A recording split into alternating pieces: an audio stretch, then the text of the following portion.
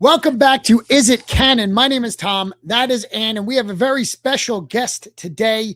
Uh, the newest VeeFriends cover artist. We have Todd Beats in the house. Hey, How you doing, man? I'm doing good, brother. How are you? Good. Thank you so much for joining us. This has been a exciting week in the VeeFriends sphere with the Rare Robot issue coming out.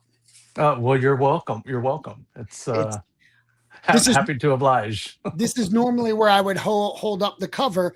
I did not pull your cover Same. of either one that you had. But Oh man, bummer. yeah, but I did trade for one already. It's in the mail, but it's not here yet. Okay.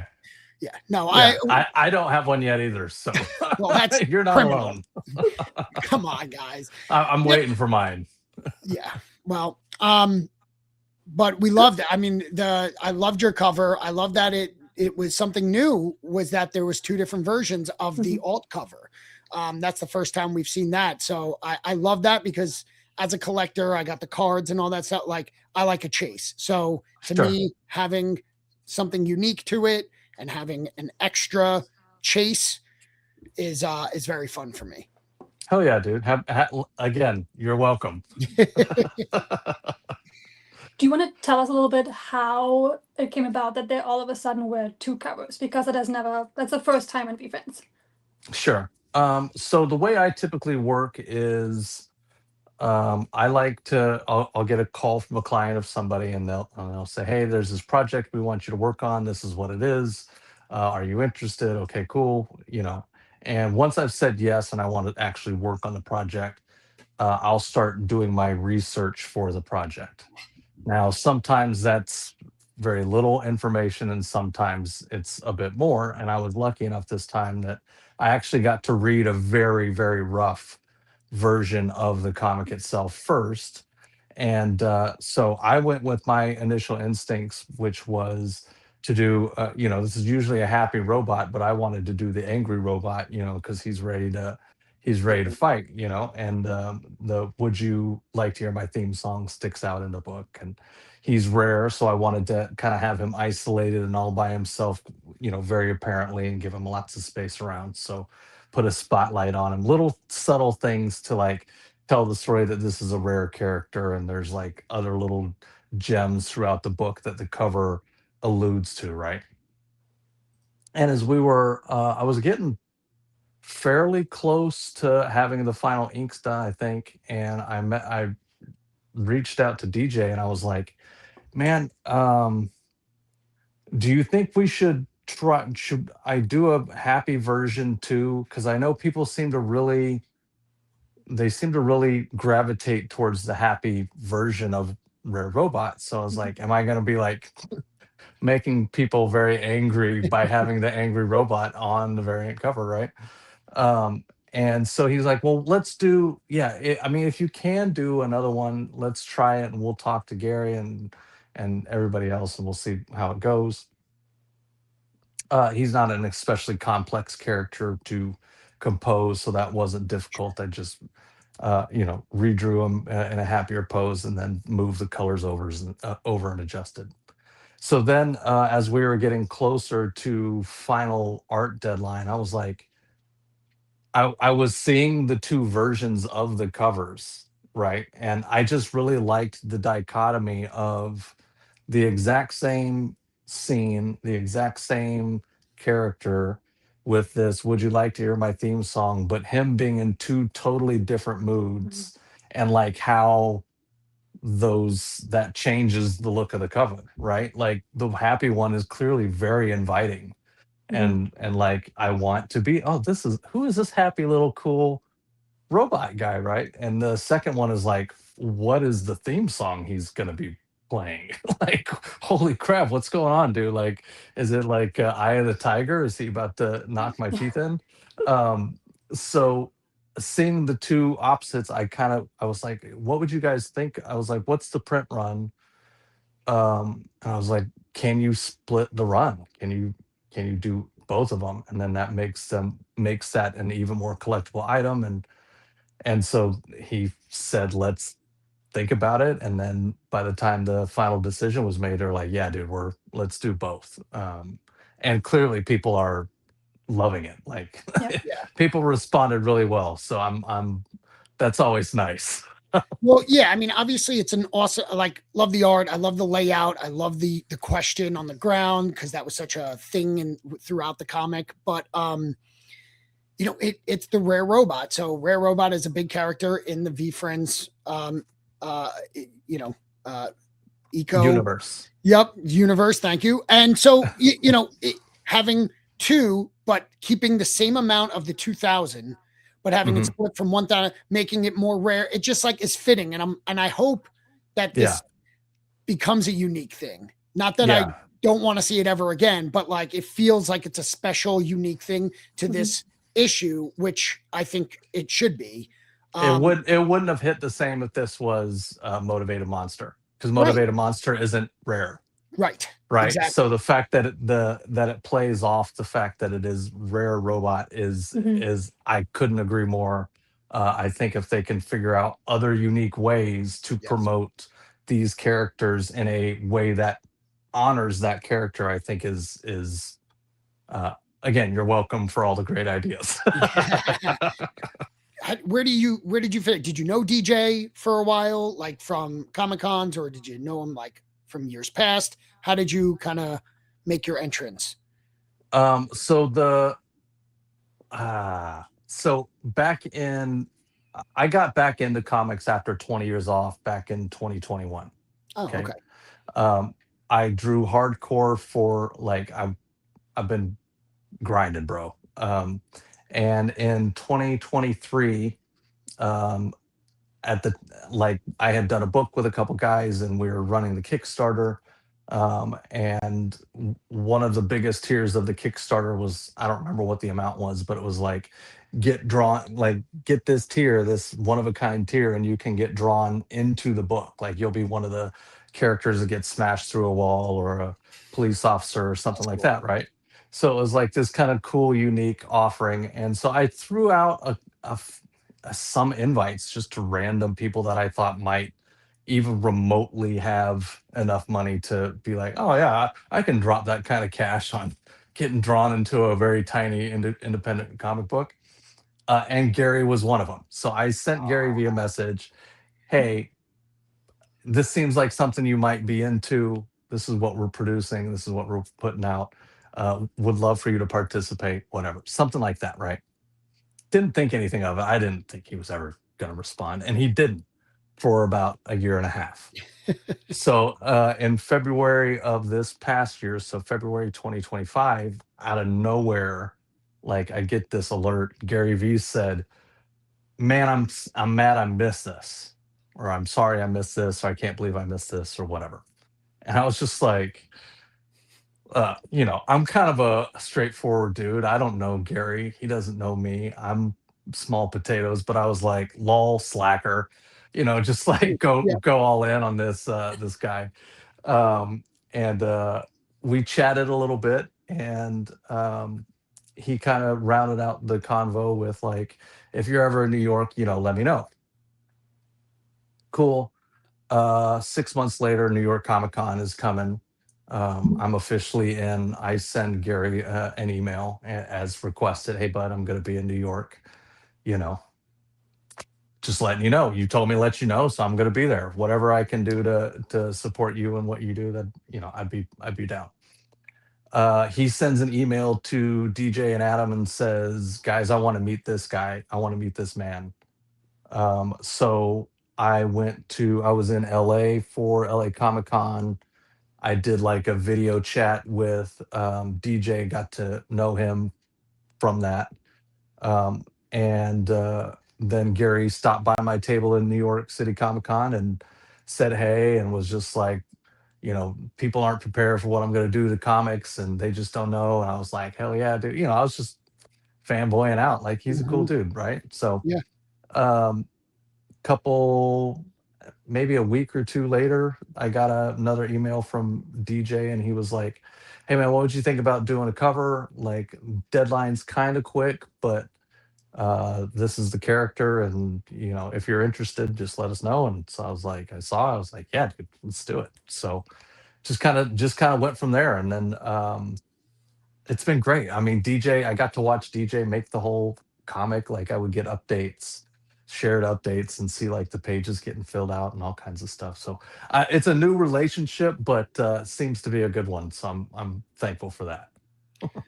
That's awesome. I see, like we've heard from some of the artists, and they, they knew DJ from, him being in comics for 30 Mhm. years or creating. So it's very cool to hear like that this was a relationship that stemmed from Gary. So you were a follower of his content, I guess, or you became aware of Yeah, it through stuff like that.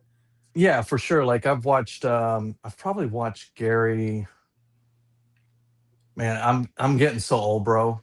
Like I was about to say 5 or 6 years, but COVID was 5 or 6 years ago, and I Right. know it was long before that. So it's probably been 8 to 10 years. Okay. I think it was around 2014 or 2015, maybe.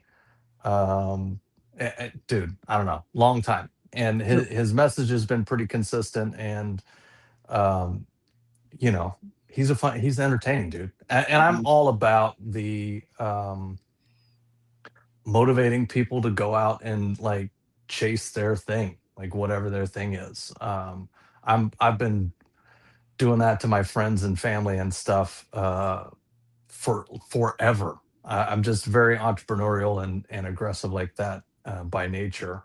So I relate 100% to his message and branding and concepts and all that stuff. And the fact that like it came full circle and he's ends up in comics Yeah, some random way, and I end up back in comics after 2 decades away. Like that's cool stuff, man. I like the way the universe works. So And I feel like as an artist, you have to be kind of entrepreneurial to make it work, because just the art set is not enough. Like you have to be able to put yourself out there and like sell yourself. I saw you went live the other day on Whatnot, and you always sell prints off the actual cover, and you had this, I don't know, the metal print mm, you had, which was so cool, by the way. And that was like such a unique thing that I hadn't seen before. So I really love how you not just make it a cover, but like what else can I get out of it? And like I can see you having the same tendencies as Gary. Yeah, that one. It looks yeah. so good. that's And you Yeah, really make cool. those, so right? yes, I make these by hand, and this one was this was actually one that I didn't notice the air bubble because that just happened in printing, so I had to remake some or remake this one for the person that bought this particular card. But yeah, dude, and like I put a lot of time and energy into these. Like Hmm. it took me 4 tries to get the another one correct because it's just not a super smooth process if you don't have like high level equipment. If you're Mhm. doing it by hand, like I'm scotch taping a side and I'm using like a ruler and stretching it, like it's very rudimentary. But I think that's kind of the appeal to it. It's like, oh, I know, like this didn't just come off a printing press Hmm. by some random company. Like Todd printed that from his house and like assembled it and made it. And so I appreciate doing that, and I like that people seem to be they love it. I mean, they went nuts. Even for we sold a bunch of the testers, and people were just like gobbling them up, dude. So That's great. cool. Hell yeah. Because it's something so unique too. Like it's something I hadn't seen before. Like somebody using cover art and making something different out of it. And I feel like it's just a cool thing to take it further than your cover, because especially as Thanks. we as collectors and VeeFriends, like we like having these one-off things that, like as a Hmm. collector, you always want things that not everybody can have. Right. Like that's just Right. something that wasn't there before of any of the other covers. So, and that might not That's be there Yeah. for any other cover. So think that's always an appealing thing, and for you to have that idea to like make something that's different from everything else, I think it's awesome as an artist to Thank have you. that entrepreneurial side. You have to, I feel like, to make Thanks. it. Well, that whole thing kind of came about on and that's how this business kind of goes. Like you got to keep your eyes peeled for extra opportunities to make a buck here or there. That isn't just like I try to be a quality person. I'm not trying to get you some chintzy 5 cent pen and with my name on it and charge you $10 or whatever. Um, so it came about because like I was doing these covers, and I like to do a cover. I'm not yet at a place where I feel like I want to do my colors traditional for a cover. I think digital colors just pop in a way and I can manipulate them in a way that you just can't traditionally. Um, but I can't sell the original, the traditional colors. Like I can't sell the cover colored. Um, and it kind of didn't make sense to me to like do a one print and like, oh, this is the print of the first color. This is the original. So it was like, um, I'll make an offering so that people can somewhat participate in an original color version of my artwork for these things. And the COAs matter. Like it shows that that it's not just any other print. It shows that it's um that there's more to it, like you said, than just the paper and the ink. It's like, no, you don't get this stamp, you don't get this 1 of 5 or 2 of 5, you don't get this COA, you don't get it in metallic foil, you don't get it handmade, you don't like. So yeah, thank you. I appreciate it. It's a labor of love for sure. I could see that. I have a question. Like, I'm very new to comics, so and we Okay. have starting to like interview more cover artists and stuff. How is that?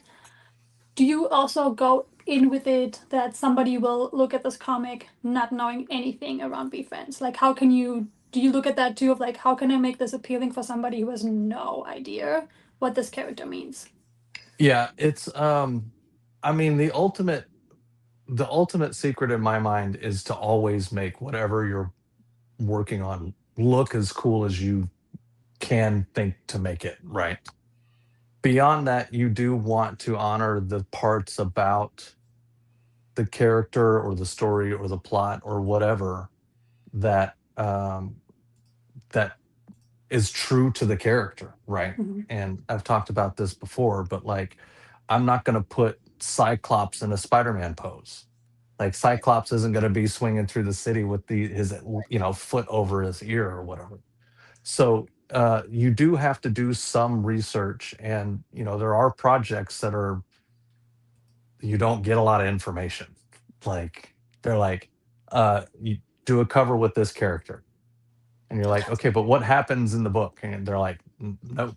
And you're Doesn't like, oh, okay, well, I guess let's see. So then you end up kind of playing a little more safe than what I would like to do. I like trying to push the envelope on things a little bit, um, while still being like tasteful, Mhm. and reserved and like classy and stuff. So um, it is always, and for me, it is always important to honor the character that's there, and to hopefully make whatever image I've produced intriguing enough that it makes somebody want to open the pages, right. right? Mhm. Um, and ideally do it in a way where they're not then closing the book and going, well, this cover doesn't make any sense at all. What are we doing, dude? Like that guy isn't even in there. That used to drive me crazy when I was a kid collecting too. So but productions, as you get older and you get a little more mature and you understand how things actually work, and like, well, I can't tell you too much, dude, because if it gets out, like, it ruins everything. Right. So Mm. we're gonna have to take the risk on you not knowing very much. So, um, but if I can get the info, I'm about it, and I want to tell that story through the cover, make it intriguing, make you want to turn that page. And I found it intriguing too that the character was from both sides because I just got the comic today, so I Mm, could finally read it, and I didn't know like was the character actually turning into like a mad character or bad right. character in that moment. So I feel like that makes it almost more intriguing when you get to see both covers side to side. Is like what's happening here? That it draws you, and like I Yeah. wanted to read like okay. Is there a bad side to him? Like, why is that? Because we Yeah. only Yeah. know so much about these characters so far, and like so far, Right. it's always been like a happy and very cheerful character, and like always very helpful. And so when it finally came to the mats, I was like, "Ooh, that's where it is." Like that, it Heck instantly yeah. like reminded you of the cover, like why both covers exist, and what's cool that both covers exist.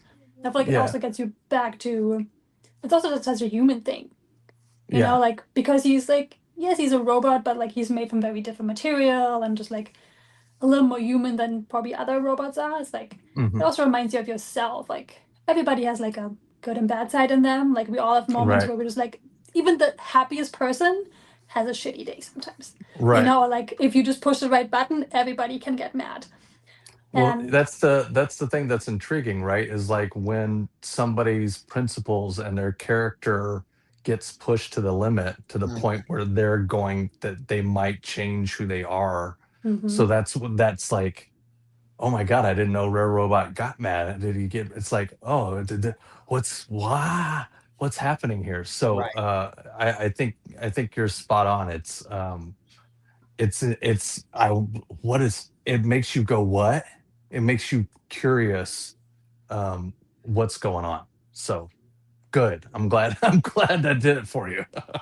Well, it's true because we every iteration of Rare Robot has been happy, right? The big eyes, optimism, that type of thing. So, seeing the mad cover as someone who's watched from the original series one drawings that Gary did all the way until now, almost 5 years later, like what's making him do it makes you want to read it because you want to know, especially, I mean, if he didn't go to that place in that, then it is kind of like what you were saying, like that character's not even in here.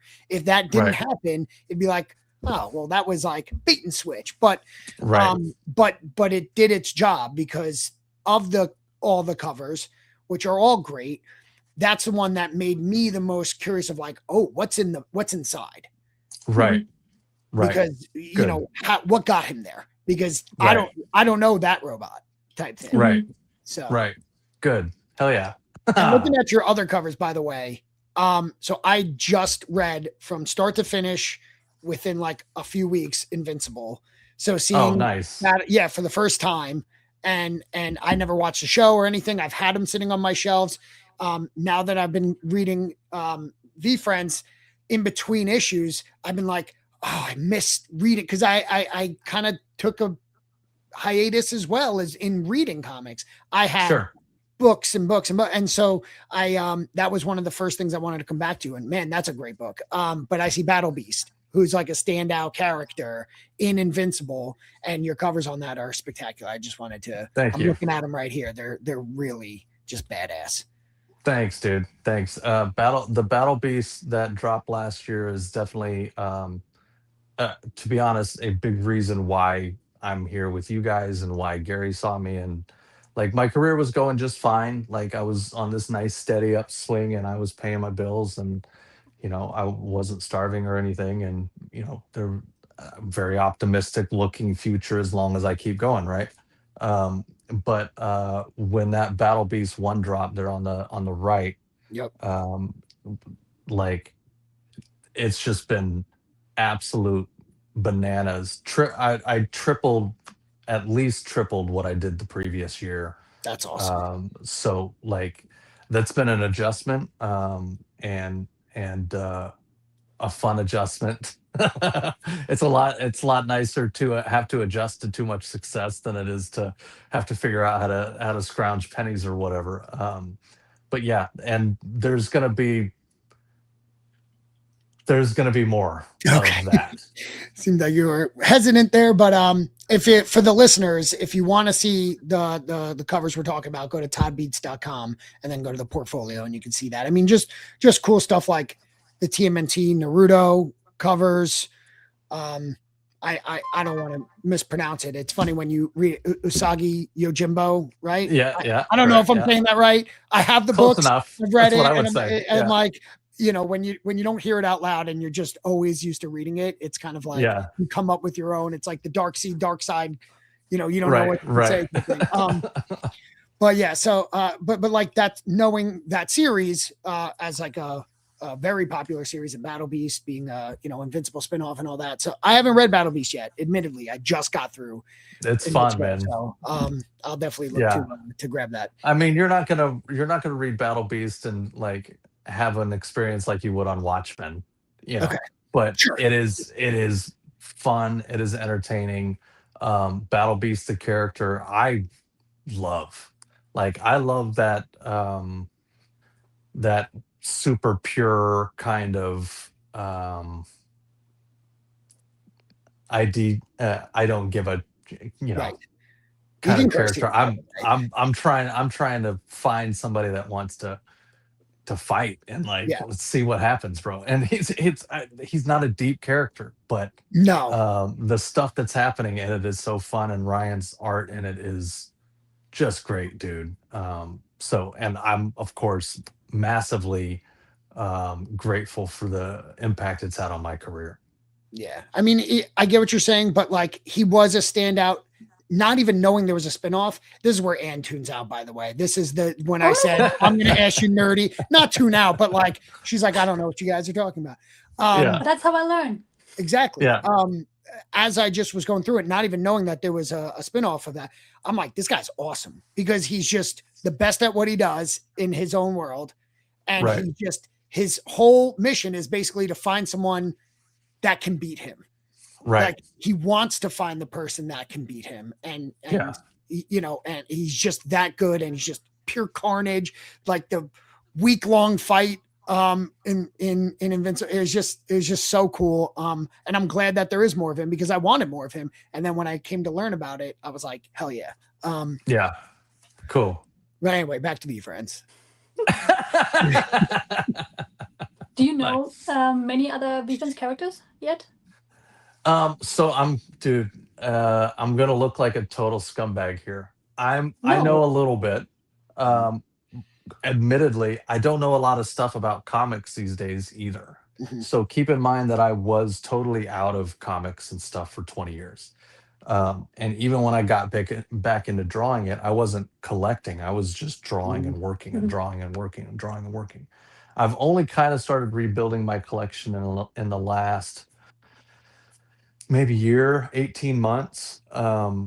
And I'm working so much. I'm on the collector side of things that is not, I just don't have the mental energy for it. So I know stuff. I know Motivated Monster. I know Positive Parrot. Is that Porcupine right? or Passionate Parrot. There's Passionate Parrot. There's there's a handful that like if I see them, I'm like, oh yeah. But like Sure. I'm not Deep in collecting. the I don't lore. know their Yeah. powers. Yeah. The reason I'm asking, is there a character you've seen so far that you were like, ooh, I would love to make this one too? Like something you connected with? Dude, I know I sound like a hack here, but Motivated Monster. I read that story and I was like, dude, this My is favorite. would be You did it. Yeah. it'd You be did so get to fun to read draw, that dude. one. Yeah. I was DJ had pretty much it was done for the most part when I got to see it and nobody had seen it. And I was like, whoa, dude. Like that's what really sold me. Like I'm not a and not that I have anything against it, but I don't draw like Disney friendly Cutesy. Yeah. stuff, right? Sure. Like I'm my stuff is kind of a little more gritty and like modern comic book art stuff.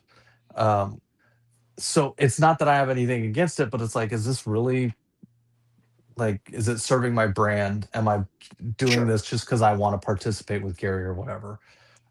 Which is also a valid reason to do it. But when I saw the Motivated Monster and it was like, okay, I was like, he's not just like, he's not just being cutesy because it's going to sell. Sure. Like there's depth, there's some depth here, and these characters have some depth to them, and he's not afraid to put a ding in his reputation or his appearance or whatever, and do something that's a little darker to serve the better story. So, like, okay, cool, I'm in. Yeah, I was happy to see that was my concern. So as a comic book fan and a massive VeeFriends fan, when they were getting into comics, I thought it was going to be more of like the very kiddie comics because they do, kind of promote this as a quasi children's brand, where they come out with little toys and whatnot. But it was cool to see that one specifically have a more mature tone. And Yeah. like it being like Marvel has the Max line and DC has a Black Label line, and like it wasn't to that extent yet, Right. but I feel like it's not off the table, and eventually, and there are characters in the universe that could serve a more mature, and that's fine. It can be its own thing as long as you slap a advisory on it, and this is not for kids. You can get dark, and there's a devil character. Like it's Yeah. how can you Yeah. make a devil cutesy? You know what I mean? Right. So Right. And yeah, I I also mean feel like certain traits just fit certain age groups different. I don't think you need Right. motivation for a 5-year-old. Their intrinsic have motivation to do all their stuff. Versus as you get older, some of your motivation to do certain things go away. But like something Right. like Gary B was a very how to be a good person and something you want to Mm. teach kids early on. So that was a more cutesy thing. I think some of it is also just tapping into which age group needs what trait more. Yeah. Yeah. And Gary's, I mean, he's just such a brilliant marketer, and understands people. Hmm. When I'm thinking marketer, but markets are just people, like mhm, groups of people, and like how do you provide something to them that they're going to want and benefit from, that can in turn benefit you back. And he knows people, he gets people, so I think it's great. And He's a watcher for sure. so you were out of comics for 20 years, but I assume Mhm. like when you were either a kid or a younger man, you it was a part of your life.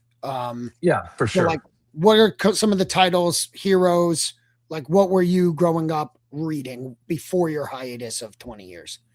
My very first exposure to what I would call real comics, not Archie Bunker Sure. and stuff like that, but was Spider-Man and the Ninja Turtles, Cool. and the original TMNT Eastman Laird Ninja Turtles, Mhm. violent, dark, Yeah. not what they became for the cartoon or whatever.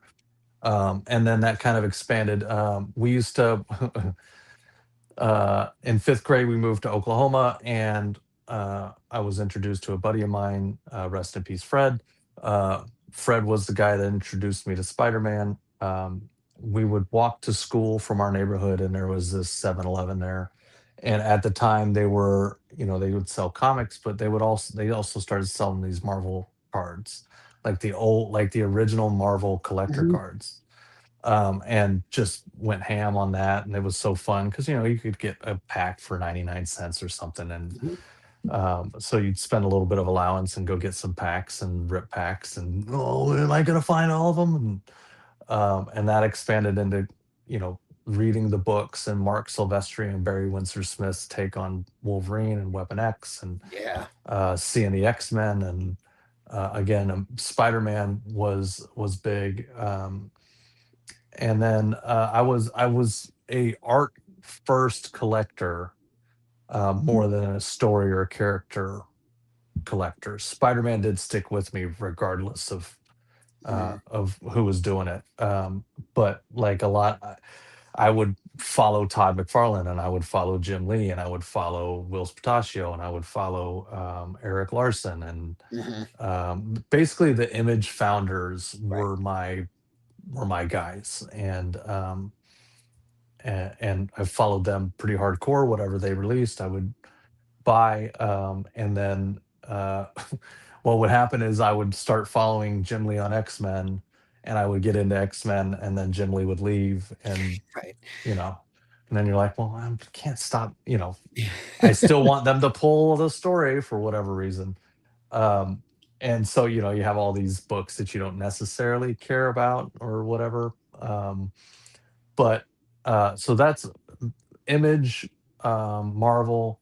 That was my stuff pretty much Cool. until I was in my 20s, and and then took a break from there. And there were other artists like Joe Mad that were coming on the back end of the Mhm. 90s, mid late 90s, and Sam Keith was always a standout and stuff. And I just loved following the artists. So the fact that these days I'm like rubbing elbows with those same guys, and like it's crazy, dude. It's crazy. Like Will Spataccio sent me a message, and I saw him, and I met him in San Diego, and then I got to see him in New York, and we just talk like it's, oh yeah, it's just Will Spataccio, dude, no big deal. Like my friend that will respond to my messages like, It's what's wild. up, dude? Yeah, Yeah. it's crazy. It's madness. Yeah. He's a legend.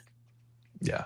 That's cool, man. I was going to ask you who inspired, what artist, but I think you basically answered that as well. So Yeah, pretty much the Image guys. I never really tried to duplicate McFarlane from a from a from an actual style mhm. standpoint, because I don't think anybody could.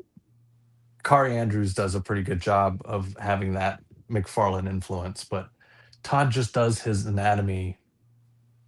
He does it wrong. It's not Right. correct, right? He just kind of invents muscle groups and stuff, but he does the important ones well. And like, there's just something about his stuff that I don't think you could duplicate. But his influence about like how much detail he puts in his textures and his Right. inking, and like that dude, the way he composes a page, like I'm still reading comics going, have people not, like, Todd McFarlane's pages from the 90s are still better pages than Mhm. stuff that I'm seeing popping out these days, you know? Like how, that dude was just An next animal. Yeah. level. Yeah. Yeah, yeah, I yeah, mean, those yeah. Image guys, so, and like a bunch of creator artists, in the 90s were just like done with corporate, right? Is that there's, Yeah, and they just basically created Image Comics, which is, a massive company today, but it gives the ownership of the characters to the creators. Where like correct. Yeah, if you create a character while contracted with Marvel and that character becomes huge, like you don't own that character. You right. might get it. I feel like they, when they You make would a have to be a movie out of very high it, level of privilege, yeah, right, to get any kind of owner. Like if Rob Liefeld went back to Marvel right now, undoubtedly in his contract he gets some ownership of right, whatever new or characters he rights, creates these days, right, right? Yeah, royalty or yeah, something. right. But like, is he getting it for the Deadpool movies? I don't know, but Probably not. Yeah, I would exactly. be surprised. I would be So the guy surprised. who created Deadpool isn't getting paid for, the massive Deadpool movies. And that's the Mhm. frustration about it. So these like group of like the badass of comic creators start like left and started a thing, the Eric Larson and Jim Lee and Todd McFarlane, that they started Image, and it was like a big deal. And Image puts out some of the best. I mean, for like more mature, if you want, like they have all the stuff, but like some of my favorite stuff, it's all, Image just does it. Like it just, when the creator can own it and it's theirs and they'll put their whole heart and soul into it. Some of my favorite titles ended up being Image for sure. Yeah, there's very little censorship. Like if they want to do something, they do it because Yeah, that's what they want to they do. Because can. that's, Right. they're not worried about like their creator first. They're not market first. They're not business first. Right. And Image did a good job of making it possible for indie people to actually do their own thing, and have a valid company backing them up Mhm. on it. Now, they're also not they're not gonna be like, oh hey, let's do a whole toy line for you and let's try to sign it. Right. Like Right. it's yours, which means it's yours.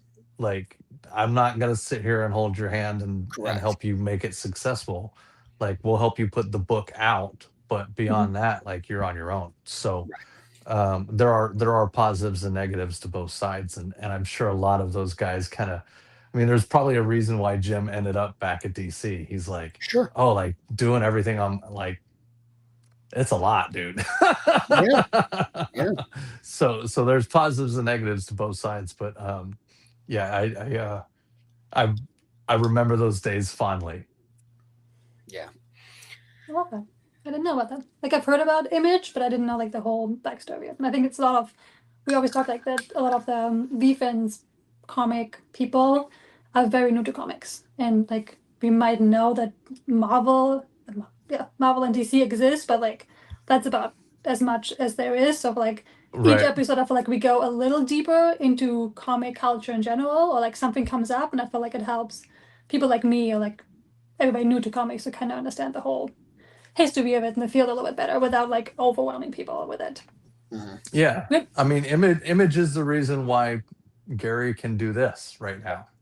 You know, to some extent. Now, not as directly as as some other things, but like they paved that way to Publish, show right? people that you can, like, there's a different way to do business, that doesn't completely screw the people that helped make the business. Mhm. I love that, especially for Yeah, artists. I feel like it's such a who are the backbone of there's no comic without the art. Like that's the big part of the comic, you know. Like so, right. putting that back into the creator's hand, I feel like is really cool. Yeah, agreed. If you could only pick one of your two covers to keep, which one would it be? Between the happy and the mad, or Mm-hmm. yeah, probably the mad, dude. Yeah. I mean, look at that red light behind me. I gotta be mad.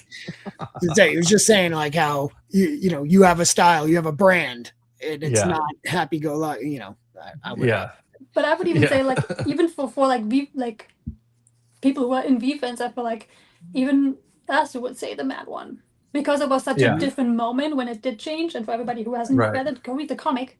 Right. Yeah, Um, yeah, that is such a unique character that we haven't seen that side of this character before. So I feel like I would say the same. I would keep that cover just because hell it yeah, makes it so different. And like Tom said earlier, like it draws you in to figure out, wait, that's not how the character usually is. What's going on here? Like it draws right, in people of like wanting to figure out what's going on.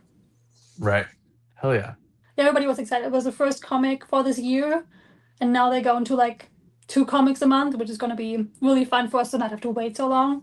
I yeah, mean, listen, don't yeah, get me wrong. Once a month is not that long for a comic, but it's still like you just want to get more. There's so many yeah, characters and there's so many stories. Now that they started, I feel like we all just like, give me more. We yeah. finally See, find out what is happening, and like we want spin-offs. We want it all.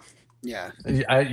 I'm telling you right now, you're gonna have to prepare yourself, and you're gonna need a bigger place that has a closet so that you can start putting your long boxes and your short boxes and all your books. Like it's a very fun and addictive hobby, It and sure is. when you get into it, man. Ooh, yeah, Yeah. good luck, I had girl. I had I to already switch have to. I already have 2 offices because I have too much VeeFriends stuff. So I Yeah. might need a third one. Nice. I in the last 10, 15 years, I switched to like collected editions, basically only like omnibus, hardcover Right. trade. Same. I kind of Same. moved away from single issues. I mean, I get that I have to wait to read, but displaying it on the shelf looks good and all that. Right. It's my plus like I'll forget what happens between now and next month. You know what I mean? So Right. to read it in that, I like it's basically binge watching, but for comics. Right. And And at I've my been age, I'm not trying to collect things for the potential financial future benefit. So it's like a more concise book that I can Mhm. open and close and put up on the shelf. Like, yeah, yeah, and display I it like a prefer those. trophy. Yeah. Yeah, I much prefer that than like flipping through the short box to find the one that I want to get as well. But I've been like a not a flipper, but like a buyer and seller of things, and it can get expensive. Like you said, it's addictive, and you fall in love with the characters, and then you're like, I want to get. Oh, I read this book by this writer. I want to get all of his writing. I loved the Hmm. art, this guy's art. I want to go get all of that. It can get expensive, so like I've been trying to like talk to people because even though it's not as big of a swing as if you get that key issue, single issue that can be worth thousands in collected editions, things go out of print and it goes up in value if people completionists want to get it.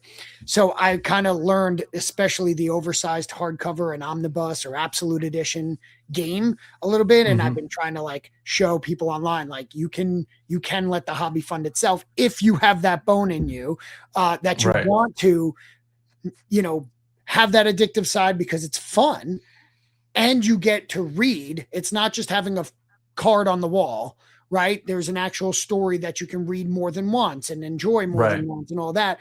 So I do kind of like videos sometimes. I'll be like, I bought this book for $25.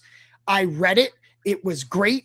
It went out of print, a couple months ago. It's now worth 70. I just sold it for 70. I got paid to read comics. Now I'm going to take that Right. 70 and go buy 3 $25 books and then read Right. it. And so like you can do that to not need 3 offices and be able to still do it. So, you know, and that's a Gary thing. That's how I found Gary, was through the garage sailing and that side of him, more than the this was before NFTs, but more than the like business stuff. Right. Yeah. There's definitely ways to, like, I am a big proponent. One of the things I've done pretty much my whole career is I have found ways to get paid to practice at something that I want to become like good at. Like, I'll talk myself into scenarios and with people, and like that's how I funded my first marker set. Like, some little newspaper magazine down in Oklahoma needed through something, and they were like, can you draw this? And I was like, yeah, and it would be this much. And I was like, oh cool, so I'm going to do that to buy these markers so that I can figure out how to use these markers. So there's definitely good ways to engage any hobby in a way that is financially viable, uh, for to for most people. Like you said, you can flip that stuff, turn around and sell it and get it back, and then just rotate your money. And maybe you only ever actually have spent $300 or $400 on comics, but you've gone through years and years of cycling stuff. That's right. And you're still getting like new things all the time. So couldn't agree more. But also, like, for people to know, like, before I started buying $50 to $100 books, these omnibus, I, for years, when I had no money and was broke after college and all that, your libraries have comics. They'll have oversized hardcover. They'll have trade paperbacks. They'll have Marvel. They'll have DC. They'll have, hit up your public libraries. They have comics.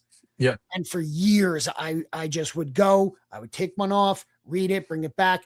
There's a way to read for free, by the way. So read more comics. We always end our episode. We'll get to that soon, but we yell at people to read comics. Okay, nice. And the VeeFriends comics you can read for free too on the website. That's right. So again, there's no Gary, excuse to not read comics, people. That's right.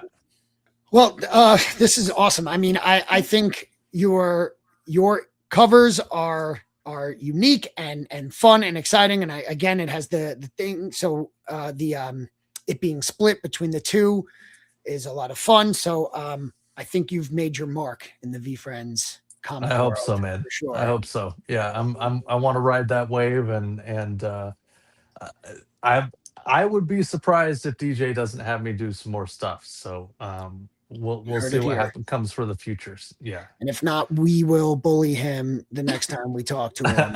Like, dude, what the hell? No, I mean, again, there's a lot of excitement around it. We are very tapped into the VeeFriends community and ecosystem, and great feedback so far. So hell yeah. Good. I'm excited.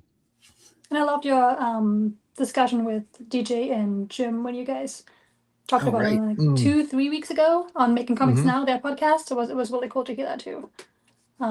We just love like hearing from the creators and then from the artists too, like just like how they work together. It's just such I feel like they pick out artists not just because of their art, but because also of their personality. And each time they have an artist on, or we have artists on, we can just feel that it's just always somebody who just instantly fits in within VeeFriends. Like you said too, like you are very much like Gary, an entrepreneur, but you're also somebody who is very big into motivation. It's just something that is just such a big part of VeeFriends in this community too, of like it's not just about cutesy characters, it's like it's wanting something more, And I feel like I can feel that with you too. And I feel like VeeFriends does such a good job, like if it's DJ or Gary, just picking out people that it's not just about being a great artist, but it's also about being a great person, But because at the end of the day, like you are partly representing it now. People are going to talk to you because you're the cover.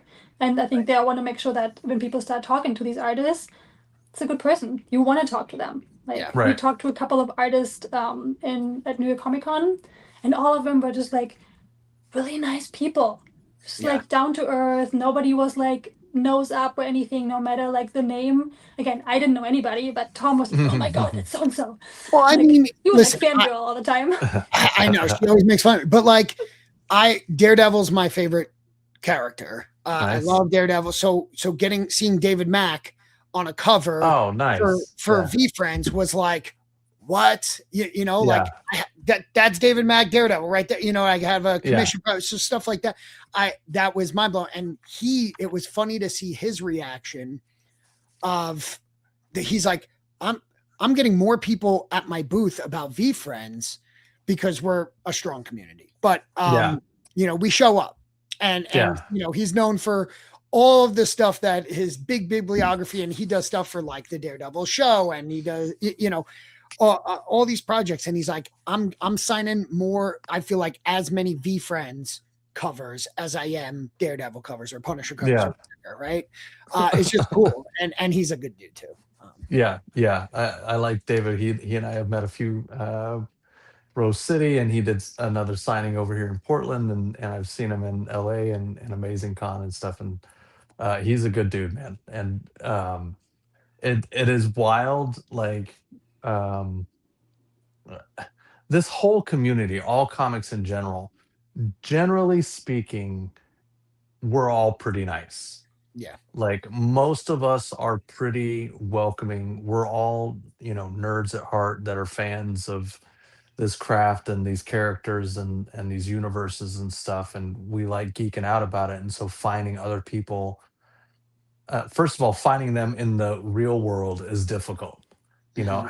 Having a friend or a family member that also wants to geek out with you about, Spider-Man's new costume or whatever Right. is not super common. So when you get into like conventions and you get into networks and communities like you guys are doing here with VeeFriends, and if you go to shows and stuff, like we're all like, oh my god, all of these people also love this stuff. Yeah. And so it's pretty rare for there to be just like total jerks. I mean, they exist. And everywhere. I mean, you Right, can't right. avoid it, especially when, you know, like there can be money in something. You'll find Right, people that are only there for that right, reason, and they're the ones right, that, you know. But right, you're so right. I mean, like, I can't tell you, you know, I go through life, and my biggest things that I'm such a fan of, no one in my IRL community right, knows that I'm a fan of it or talks about it. It's all sports and golf and cars, and I'm like, okay, whatever, right? And then I right. just see I'll see someone in a circle, you know, I'll go somewhere to a party that or some sort of gathering, and someone's got a Batman shirt, and I just go, you know, I walk up to Yeah. him, you know, like, Hey, you are hey, guy. Yeah. Hey. comics, movies, what are we talking? What are we Yeah. into? You know what I mean? Or just you saw it at fucking Target and you're Right. like, Your wife Batman, bought cool. this for you, and yeah. Yeah, you saw Dark Knight once, and we're like, cool. So, but when you do, like, you have that, it's a uniter. So I couldn't agree more, and I love Comic Con for that reason. Most people are so positive. You have to pay to get in, so it's not like people are trying to just take advantage. So you have to go, and if you're going just and cosplaying, and it's such a fun environment that even if you don't know it that well, anyone can have a good time there because everyone's Right. there to have fun. There's so much stuff to see, so many people to see, so many things to do. Like Yes. it is it's been cool seeing that side of the business evolve, and become so like, well, yeah, why wouldn't you do this? It's like I remember in the 80s and 90s when conventions were like Oh yeah. hilarious. Like Right. they were good. Like we loved them, but Sure. compared to what they are these days, But like it was in like a conference room of a hotel or something, yeah, right? There was yep. nothing on the walls. There was no spectacle. Yeah, Yeah. yeah, yeah. So it's great, dude. I love it. Yeah. And I heard you're going to Emerald City Comic Con, right? Yeah, so for March, I have Emerald City Comic Con in Seattle, and then MegaCon in Orlando the Cool. third week in March, and then round out March with WonderCon in LA. So it's going to be back to back to back for March, and for the stuff that I have that's coming, I'm going to need platforms like that to sell. So I'm excited Love for that. it. Love that for you. I'll Nothing see you in in the Seattle. Northeast. Sorry, go ahead. I live in the Seattle area, so I'm gonna see you there. Oh, I'm nice. excited. Yeah. So I'm Portland, Oregon. So we're like we're neighbors, right? So Yeah. I'm excited for that one because it's a huge con and it's a 2 hour drive. I don't have to get on a plane. I don't have to do all that stuff. So that's gonna be fun. East Coast stuff. I'm hoping to get into Heroes Con. I haven't heard on that Mhm. yet. I will be doing Oklahoma City in May. I think Denver Con is around then. I don't know if I'm in that one yet. Um, but East Coast is going to be kind of like August. So I think Boston, Toronto. There's one other that I'm thinking about. New York is in October. Do you Yeah, do New that? York is in October. I haven't decided if I'm going to do that one again or not. Okay, Dude, I I love it, but a lot. it's a lot, dude. And because New York is not cheap Hmm. and it's a long con, it's Yeah, you don't necessarily make the greatest of money after the whole thing is said and done. But at the same time, that's where I got to meet Gary and I got to right. meet a bunch of other artists that I love. And so we'll see. I got pretty burnt out from all the travel and I'm I'm starting sure. to finally warm back up to being willing to do it again. Because I guess I've forgotten, but we'll see what happens for New York.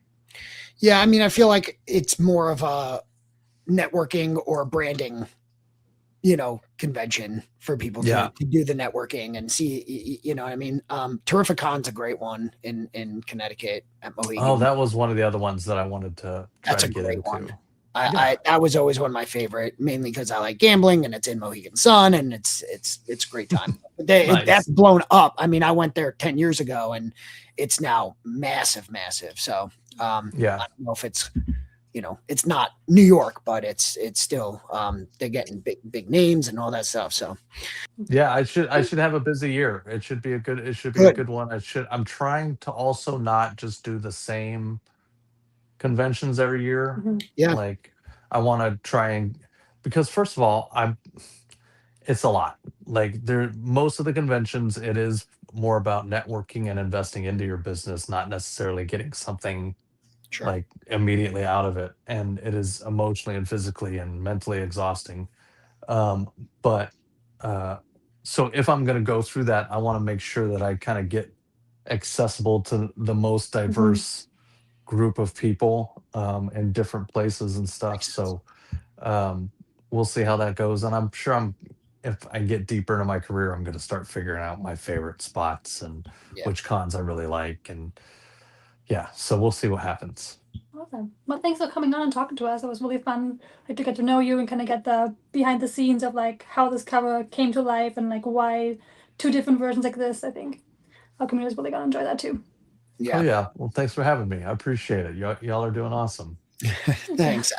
Just wanted to throw one more thing out because I saw it on your website and I think I saw it on your Instagram or something where you just say, I just want to see how good I can get. And I feel like Mm, now after talking to you and how you wanted motivated monster, like I could just tell you're grinding, you're working your ass off on it. And we also want to see how good you can get.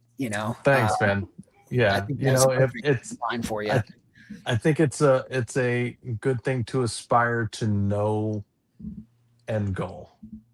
Like I being seeing how good I can get can go for the rest of my life. I can Mhm. keep pushing that. There's no point at which I'm going to be like, oh well, that was it. I guess Right. I'm done learning and my skills are dead or Mhm. whatever. So it's been a wild journey and man, it's it's a good thing to live by is like I going, agree. oh yeah, let's see what happens if I just keep trying, man.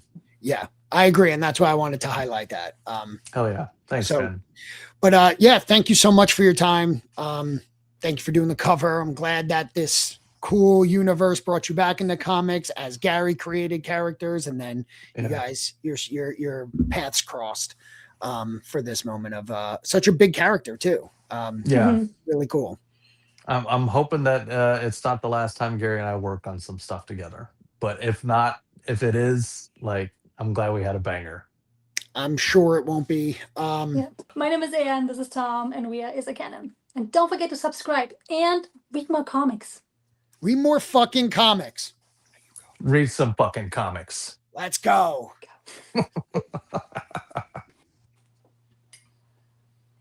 That was great. Hear me? Yeah. Nope. Yes, I hear you. Yes. I cannot hear you. What is going What? on? You can't hear me? Yes, and I can't hear you anymore. That makes no What sense. is going on? I hear you. Okay, I'm gonna take my phone in my hand. What is happening? I hear you just fine. I cannot hear you. You can hear me? Yes. What? Nope. Keep this shit in Get Todd back. I need. because when you How is no, that when possible? when Ann watches this back, I'm talking I to the cannot hear viewers. Tom. He's probably talking shit about me right now. Yeah, I am. When Ann watches this back, and she's gonna be able to hear both sides of it right now. Keep this shit in. You do know I'll listen back to this, right? Yes. I'm saying shit. See, this Why is fun. it here? This is Figure it out. ridiculous. We got stuff to talk about. Why is it that Todd left and all of a sudden my audio is gone? I don't know. Did you like close your computer? Did you? Makes no sense. This is great, but also it's not the worst. Not having to hear Tom. I'm not gonna, like. It's kind of nice. Okay, that you can cut out. What the fuck? I'm gonna listen to this later and like hear what he said. What the fuck? We should do everyone like this. It's kind of peaceful. Can you hear this? Can you hear that? We're keeping that in. I don't know what you said, but Can you hear this, Ann? it definitely wasn't good. Well, I guess It's time for you to learn sign language. cut it. Are we done? What? This makes no freaking Am I gonna have to sense. fucking You know call that, you right? right now? Nothing is working today. Don't you just love how you have to call your co-host? Call your podcast co-host? I mean, when are we done? What are we doing? So that's it. We have stuff to talk about. All right, we'll save it for. I can't hear you or you can't see me. Well, I think we should just end it here. And the things that I wrote down to talk to are still relevant when we talk about the issue. Did we have any post interview topics to discuss? Not really. Okay, then we will end it here. Short episode. Sorry, guys. Okay, bye. We need to figure this out. You need to figure it out. I don't have to figure anything out. Do anything. Nothing is working. I certainly didn't do anything. Get your shit together. You probably sent a broken link or something. Yeah, that's it. Definitely your Oh, yeah. I love how about K-Save's fucking comment? You said Stan Lee, and then somehow that's my fault just because your brain was fried. Well, from all of us here at Is It Canon, get your shit together. You're better than this. You're supposed to be the smart one. No. Establish that the letter and number conversation. And the four-legged duck. Yes, we established.